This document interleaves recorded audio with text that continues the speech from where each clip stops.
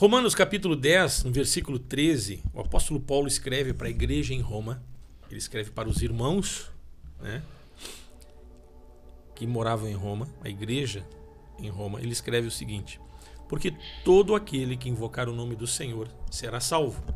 Como, porém, invocarão aquele em quem não creram?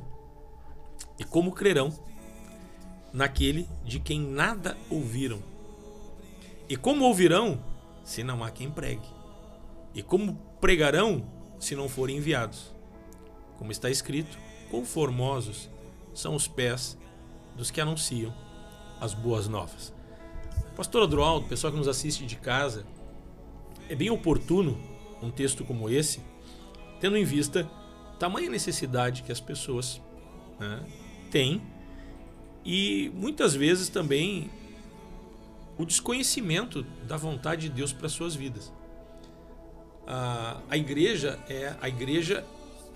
ela recebe, nós falamos ontem inclusive no programa lá em Porto Alegre, né, quando nós somos salvos, nós somos abençoados por Deus, Deus traz paz, traz refrigério, a gente passa a transbordar de alegria, de gozo no Senhor. Temos lutas, temos desafios, mas nós temos a convicção e a certeza por meio da fé em Cristo Jesus, que é o autor e consumador da nossa fé, que em tudo somos atribulados, por nenhum abatidos, né?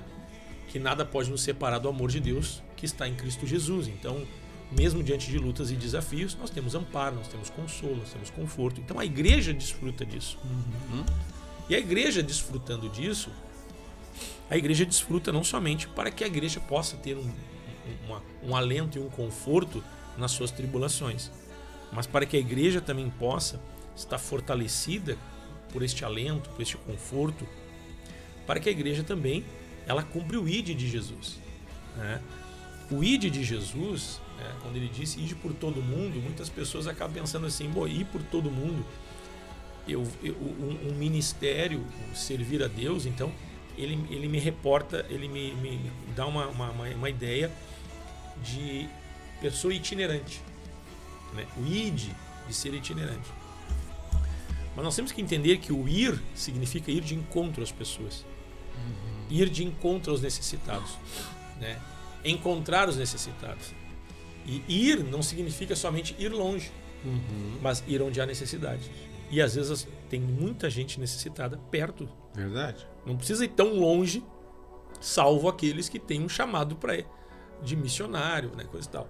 Então, quando se tem essa compreensão, nós temos que entender o seguinte, que o ID de Jesus e a igreja como portadora das boas novas, porque como diz o texto no versículo 15, quão formosos são os pés daqueles que anunciam as boas novas. Quão formosos são os pés? A vida, o andamento. Como é bonito ver alguém que na sua caminhada, na sua história, né, ela anuncia as boas novas. Quando nós olharmos a palavra evangelho, quer dizer boa notícia. A palavra evangelho no original significa boa nova, ou as boas novas, a boa notícia. Então, se nós somos portadores de uma boa notícia, para que reter? Às vezes notícia ruim, as pessoas procuram reter, né? Mas mesmo assim escapa, e até as pessoas dizem assim, a notícia ruim corre longe. Voa. Voa, notícia ruim voa, por mais que as pessoas tentem conter. Então, se a notícia boa, ruim voa, por que não anunciar a boa notícia? O ID de Jesus começa com pessoas que estão próximas da gente. Verdade. Né?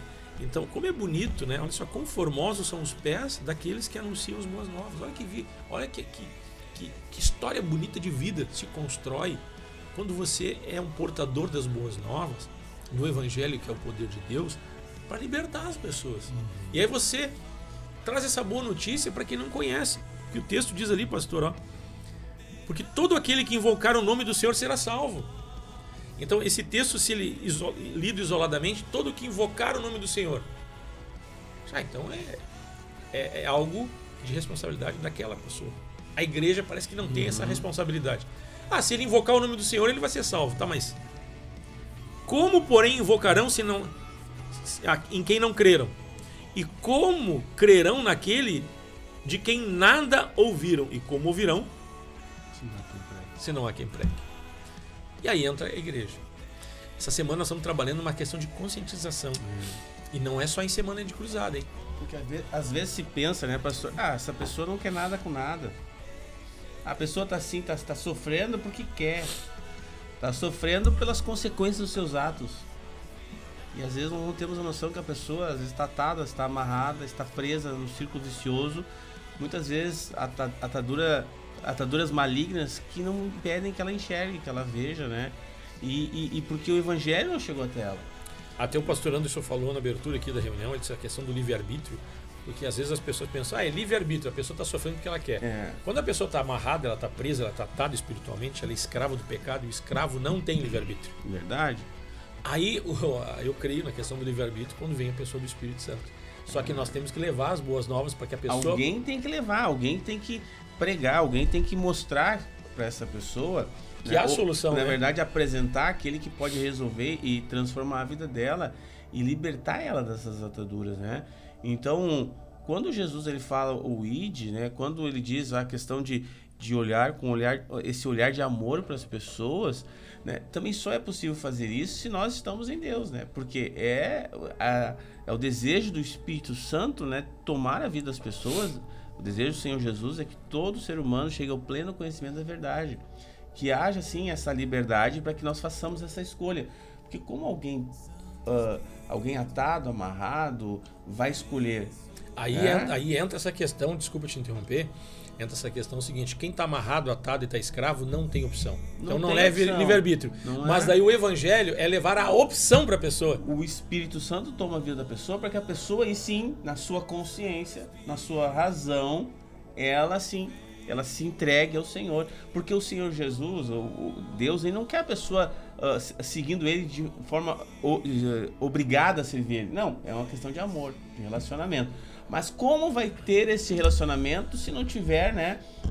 Se a pessoa não estiver livre, se não se apresentar a palavra? O evangelho é o poder de Deus para libertar as pessoas, para transformar as pessoas. Então, quando nós vamos a alguém, falamos do amor de Deus, da palavra de Deus, quando nós trazemos alguém a um culto, quando nós levamos alguém numa cruzada, nós estamos apresentando para ela o evangelho, que é o poder de Deus para tomar o coração das pessoas, para que elas tenham essa consciência e elas entreguem o seu coração para Cristo. Aí você leva para alguém que não tem opção, uma opção. Você leva para alguém que não tem oportunidade, uma oportunidade. E às vezes nós achamos difícil, né? Mas assim, se tem alguém se afogando no mar, se tu atirar uma pedra, a pessoa se agarra na pedra. Por isso que as pessoas vão para tantos lugares, vão para o ocultismo, fazem tantas coisas porque as pessoas precisam de ajuda. As pessoas estão sofrendo, as pessoas estão morrendo, né? Estão presas nas suas dificuldades, nos seus desafios, né? Então se apresenta muitas coisas, e elas se agarram naquilo, e a Bíblia diz que há muitos caminhos que são oferecidos por aí que dão em morte.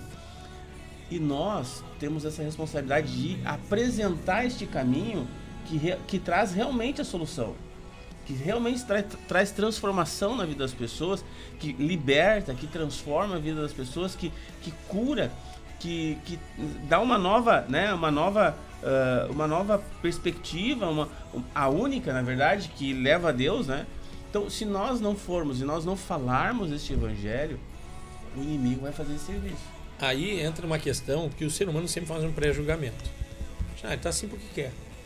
É a opção dele. Né? Pô, foi criado numa família boa e escolheu as drogas. Foi criado numa família boa e escolheu tal coisa. Então, o filho pródigo largou tudo, pegou a herança do seu pai e foi uma opção dele. Tá, vamos lá. Eu gosto do texto do semeador, pastor. Aí só um pouquinho, a pessoa foi para lá. Ela tá na escuridão, ela tá nas trevas. Ela tem que pensar o seguinte, tá? Ela não tem mais opção. Ela tá escrava, ela não tem mais opção. Por mais que ela tenha tomado algumas decisões equivocadas na sua vida, depois que ela cai na escravidão do diabo, o escravo, a Bíblia diz que o Deus desse século cegou o entendimento dos incrédulos para que não creem. Então a pessoa está cega. Ela está sem opção, ela está amarrada, ela está escrava do pecado. Então ela não tem mais opção. Então, na falta de opção, o evangelho se torna a opção. Então a igreja, compete à igreja levar... Quando você olha para alguém assim, mas esse não tem jeito, esse não quer nada com nada. Mas quando for apresentado algo bom para ele, apresenta as boas novas e você vai apresentar para essa pessoa a opção. Você vai apresentar para a pessoa a alternativa. Porque em cima do livre-arbítrio, de uma decisão pessoal, que algumas tendências teológicas creem que existe o livre-arbítrio, outras não. Vamos lá. O que acontece? Quem crê no livre-arbítrio, muitas vezes, em nome do livre-arbítrio, as pessoas dizem, ele está assim porque quer, tipo assim, eu não tenho o que fazer por ele. Só que nós temos que entender o seguinte, nessas correntes teológicas, tem uma corrente teológica que diz assim, a pessoa não tem livre-arbítrio, porque ela está escrava. Eu não vou entrar no mérito de qual está certo e qual está errado. Eu creio no seguinte, a pessoa está escrava, ela não tem opção. Verdade. Tá? Então, não é mais opção dela. Ela está escrava, ela está amarrada, ela está presa. Então, o escravo, ele não tinha como ser, ele estava acorrentado, ele apanhava, ele mal trabalhava para comer, ele enriquecia o seu senhor, ele era extorquido em todas as suas, no fruto do seu trabalho, ele era cerceado da liberdade. Então, ele não tinha opção. Até que chega alguém com mais poder e autoridade do que aquele que mantém ele escravo e se apresenta como luz no cárcere e diz assim, ó, tá aqui a opção, o que tu quer fazer? Aí as portas se abrem. Pedro, quando estava na prisão, entrou uma luz na prisão, Pedro não tinha opção. Pedro tinha opção de sair lá de dentro da prisão? Não tinha. Então, quando a igreja orava incessante em favor de Pedro, veio uma luz e iluminou a prisão, o anjo tocou do lado de Pedro, disse, Pedro, te veste e vamos. O Pedro podia ter... Aí sim, naquele momento, quando o evangelho, o poder do evangelho entrou na prisão, Pedro podia ter dito, não, eu não quero ficar aqui. Mas Pedro foi com o anjo. Quando Paulo e Silas estavam na prisão e tinham sido açoitados, e aquele açoite que eles tomavam era uma mistura de couro amarrado com um pedaço de ossos, que abriam vergões nas costas, né? Assim, terríveis. Abriam verdadeiras valas na carne. E eles estavam orando e louvando a Deus na prisão. Diz que os companheiros de prisão escutavam. Diz que deu um terremoto, mexeu com os alicerces da prisão e todas as cadeias e amarras, as correntes, tudo se abriu, as portas se abriram. Paulo e Silas tinham opção? Não tinham opção nenhuma. Não tinha opção. Não era opção deles. Mas entrou o poder do evangelho na cadeia. Mexeu com a estrutura do que mantinha eles presos. E a questão é a seguinte, eles iam sair, seguir o que Deus tinha para eles, ou iam permanecer ali? Então, o evangelho é essa graça poderosa salvadora. A gente não deve acusar as pessoas. A gente sabe que as pessoas cometeram erros e equívocos que as mantêm presas, mas nos compete como igreja levar a solução. Está aqui a alternativa, para que a pessoa possa tomar sua decisão, né? Ela possa tomar sua decisão. Então, assim, uma pessoa que está se afogando, como tu citou, a pessoa está no mar, está no rio, está no lago, ela está se afogando. Ela tem opção? Não tem. É livre-arbítrio? Não é. Ela está presa. Mas atira uma boia para ela. Dá opção para ela. Dá uma opção boa de alternativa de vida para ver se ela não vai se agarrar. Então, esta opção, ela está em nós. Aí nós vamos ver aqui, ó, como invocarão aqui, ó, todo aquele que invocar o nome do Senhor será salvo. Mas como invocarão em quem não creram? Agora, como crerão naquele de que nada ouviram? E como ouvirão se não há quem pregue? E como pregarão se não forem enviados? Como está escrito, quão formosos são os pés daqueles que anunciam as boas novas. Então, o que nos compete? Você tem um evangelho? Você tem Jesus no coração? Ah, pastor, mas o senhor não sabe, eu estou numa luta. Mas ninguém está dizendo que quem vai pregar o evangelho não vai ter luta. Paulo e Silas estavam na prisão. Pedro estava na prisão. Filipe foi para Samaria, terra de inimigos, com a possibilidade de ser hostilizado. Estevão foi apedrejado até a morte. Eu não estou dizendo que você vai ser apedrejado até a morte, mas Estevão foi apedrejado até a morte, olhou para o céu, enxergou o Senhor e a glória dele. E ainda disse, Senhor, não impute eles esses pecados. E foi para a glória, foi para o céu. Então, nós somos portadores disso. Verdade. Como é que nós vamos ficar calados diante do sofrimento das pessoas? Sabe por que às vezes a igreja se cala? Quando eu digo a igreja, nós, de forma individual, Jesus disse para os discípulos, em mais de uma oportunidade, homens de pequena fé. Né? Nós precisamos ter assim, um renovo na fé. Verdade. O renovo na fé vai te dar intrepidez. O renovo na fé vai fazer você falar do amor de Deus. O renovo na fé também, no sentido de ser renovado com amor pelo perdido. Deus quer salvar a nossa cidade. Deus quer salvar a tua família. Deus quer salvar essas pessoas que não têm opção, não têm solução. E nós não vamos apresentar mais uma solução ou mais uma opção. Nós vamos apresentar a solução e a opção que é Jesus. Verdade. É Jesus. Mas onde é que está isso, pastor? O senhor precisa vir aqui na minha casa pregar para minha família? Não mesmo. Você. É verdade. Nós falamos ontem, né? Que as pessoas foram salvas de uma forma estratégica. Eu creio nisso. Eu creio também. Eu creio. Eu fico olhando para minha família. Começo a olhar para a tua. A gente conversa muito. Eu conheço um pouco da tua história, tu conhece um pouco da minha. A gente fica olhando assim, nós somos uma estratégia de Deus. É verdade. A gente vê pessoas, né, familiares se convertendo, vidas sendo transformadas à nossa volta, amigos, colegas. E a gente, por onde passa, a gente procura falar do amor de Deus, né? Então, essa consciência, na verdade, não é opção. Para nós, pregar o evangelho não é opção. É uma determinação. Então, o cristão, nós precisamos entender isso. Que as pessoas estão sofrendo, as pessoas estão indo para o inferno. Nós não podemos nos calar. É uma determinação para todo cristão. Não é para os pastores, não é para os diáconos, é para todo cristão. É falar do amor missão, de Deus. né? É uma missão.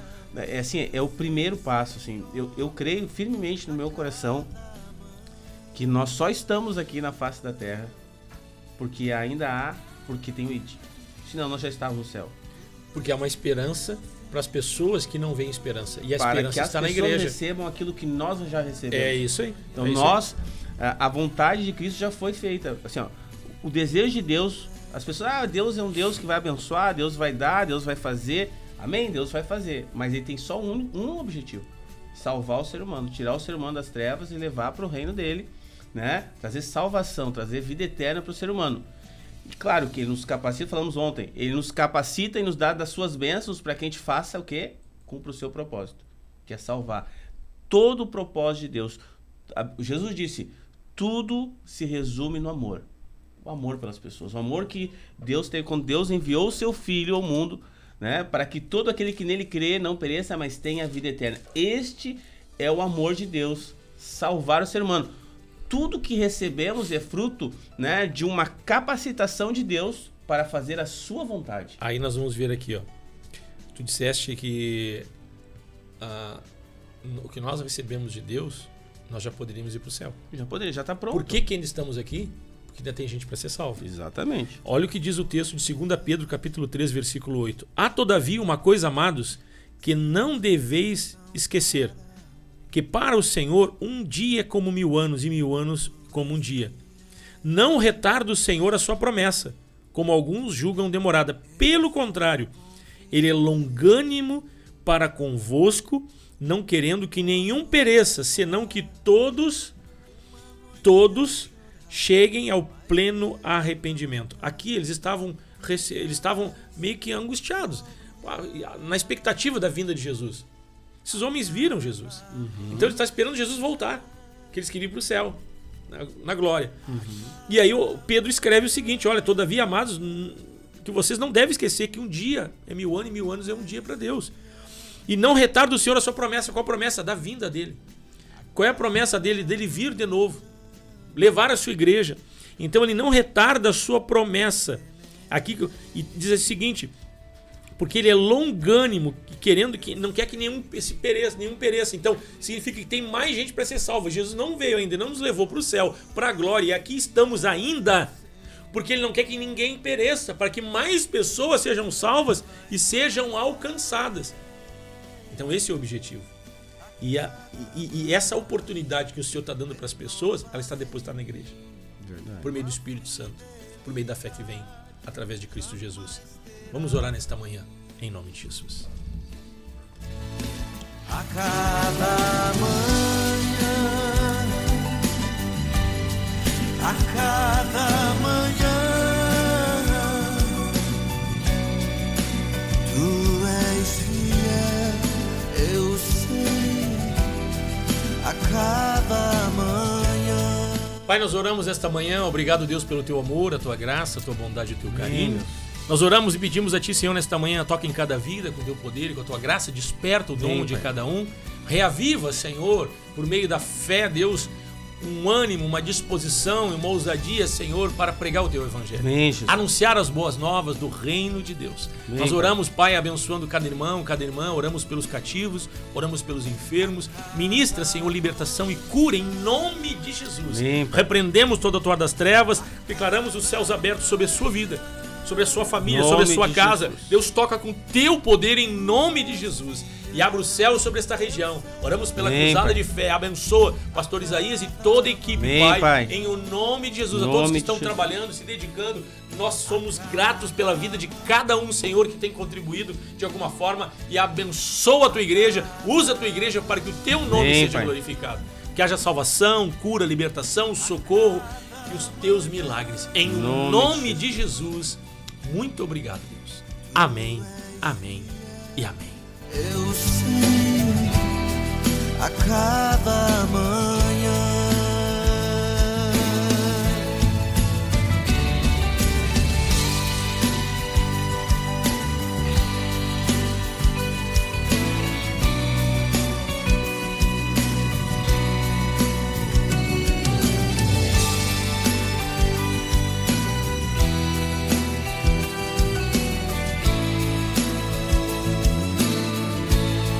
A cada manhã,